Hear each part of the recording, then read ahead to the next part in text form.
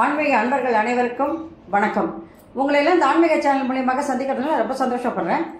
நாங்கள் போடுற வீடியோ எல்லாம் உங்களுக்கு பிடிச்சா நீங்கள் லைக் பண்ணுங்க, ஷேர் பண்ணுங்க. கொளத்தூர் பாபா டெம்பிள் சேனலுக்கு நீங்கள் சப்ஸ்கிரைப் பண்ணுங்க. சரஸ்வதி பூஜை பற்றி, இந்த நவராத்திரி கொலு பற்றி பல விஷயங்களை நான் பல பதிவுகள் கொடுத்துருக்கேன். அதனால் ஷார்ட்டாக நான் இந்த சரஸ்வதி பூஜையில் ஃபஸ்ட்டு 3 நாட்கள் சக்திக்கு, அடுத்த 3 நாட்கள் மகாலட்சுமிக்கு, அடுத்த 3 நாட்கள் சரஸ்வதிக்கு அப்படின்னு பிரிக்கும்போது சக்தியினுடைய சொரூபம் அங்கே அந்த நவராத்திரி கொலுவில் எப்படி காட்சி அளிக்கிறது, அந்த 3 பேரையும் ஒரு சேர பூஜிக்கும் பொழுது நமக்கு பலவிதமான பலன்கள் ஒரு சேர கிடைக்குது. தெய்வங்கள் நம் இல்லம் தேடி நமக்கு அருள் பாலிக்கக்கூடிய நாட்களாக அது அமைகிறது. அதனால அந்த 9 நாட்களும் நம்ம என்ன பண்ணணும், வீட்டில் கொலு வைக்கிறவங்க கண்டிப்பாக 2 வேளையும் பூஜை பண்ணி அதுக்கு பலகாரங்கள் பண்ணி எல்லாருக்கும் கொடுப்பாங்கன்றதெல்லாம் நான் பல விஷயங்கள் உங்களுக்கு சொல்லியிருக்கேன். ஆனால் வீட்டில் அந்த 9 நாளும் நம்ம என்ன பண்ணணும், சுத்தமாக வீடெல்லாம் தொடச்சி க்ளீன் பண்ணிவிட்டு ஒரு விளக்கேற்றி வச்சு ஒரு பழப்பூ வெத்தலை பாக்கு வச்சு அந்த தெய்வங்களுக்கு நம்ம பூஜை பண்ணாலே நம்ம இல்லம் தேடி கண்டிப்பாக தெய்வங்கள் வரும் அப்படின்றது தான் ஞான வாக்கு. இப்போ அந்த துர்கையை பற்றி இப்போ நம்ம பார்க்கலாம்.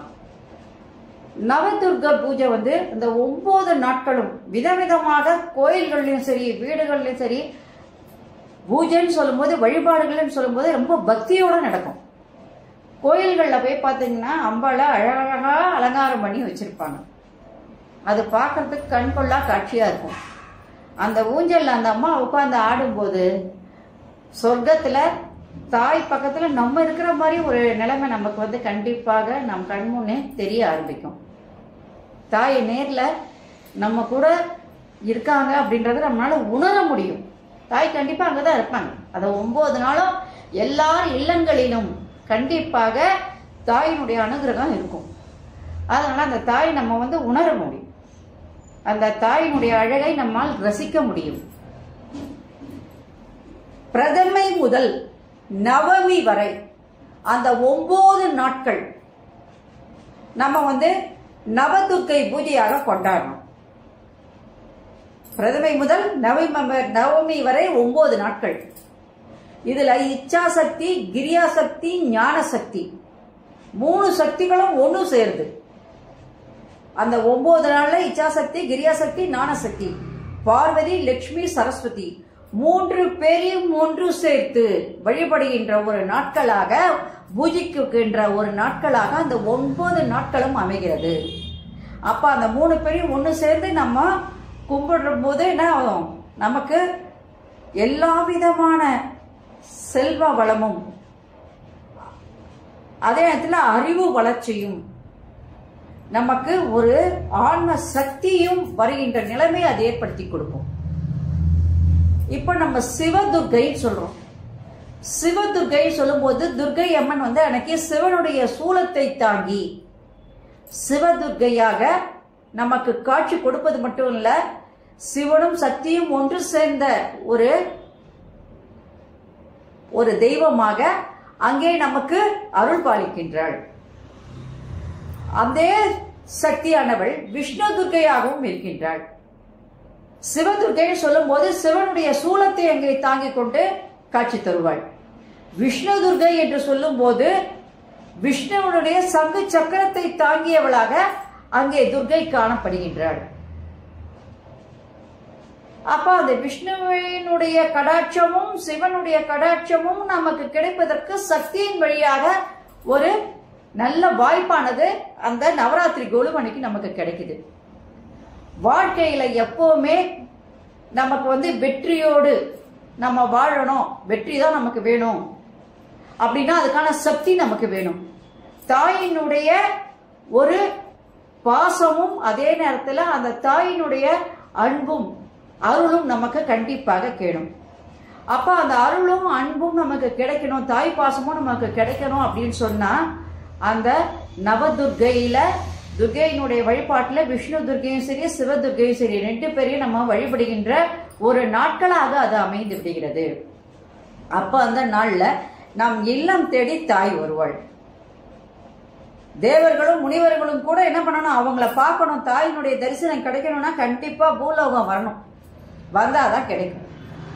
அந்த அம்மா எல்லா இல்லங்களிலும் நிறைஞ்சிருப்பா, எல்லா பக்தர்களுடைய அவ்வளோ ஒரு சக்தியாக அங்கே அமர்ந்திருப்பாள். அவங்க துன்பத்தை போகக்கூடியவளாக அங்கே இருக்கின்றாள். அதனால நம் இல்லம் தேடி வருகின்ற அந்த நாட்கள் நமக்கு அந்த நவராத்திரி கொலு நாட்கள் தான். அப்போ நம்ம என்ன பண்ணணும், கண்டிப்பாக அனைவருமே அந்த சக்தியினுடைய வழிபாடுகளை நாம் நிச்சயமாக செய்ய வேண்டும். அந்த 9 நாள் வழிபாடு நம் வீட்டுக்கு ஒரு வெளிச்சத்தை கொடுப்பதுன்னு சொல்வதில்லை, தீபத்தினால் ஏற்படுகின்ற ஒரு வெளிச்சம் என்று சொல்ல முடியாது. அது இறைவனால் சக்தியால் ஏற்படுகின்ற ஒரு ஒளி.